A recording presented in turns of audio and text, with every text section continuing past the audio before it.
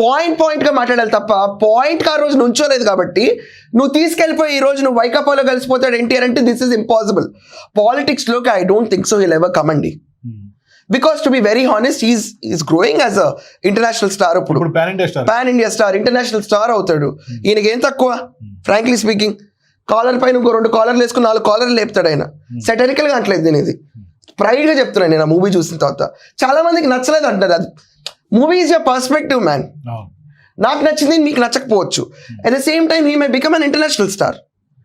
కానీ పాలిటిక్స్ లో already Lokesh is there కదా. Party doesn't need him now. But party doesn't need him అంటే ఎవరన్నా పార్టీ కష్టకాలంలో ఉన్నప్పుడు ఖచ్చితంగా వచ్చి మోస్తారు.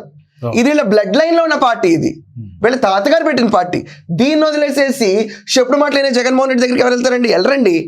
ఇవన్నీ ఫేక్ రూమర్స్. బట్ ఈ వార్ అయితే ఏదైతే నడుస్తుందో ఇప్పుడు ఈ ఫ్యాన్స్ ఫీల్ అయింది ఇదంతా, ఐ థింక్ ప్రసాద్ గారు వచ్చి సారీ చెప్పాల్సి వస్తుందేమో ఫైనల్ గా. I think so. మరి ఇంత కమెంట్స్ చూస్తుంటే ప్రజానాడులో ప్రతి ఒక్కళ్ళు అది ఫేక్ ఆడియో అంటే నమ్మట్లేదు ఎవరు. మరి ఇన్ని పరిణామాలు చూస్తుంటే వీళ్ళు ఇంత స్టర్న్ గా కూర్చుని చంద్రబాబు నాయుడు గారు కూడా సీరియస్ పరిపాలనలో వెళ్తున్నప్పుడు మేబీ సారీ వస్తుందేమోనండి.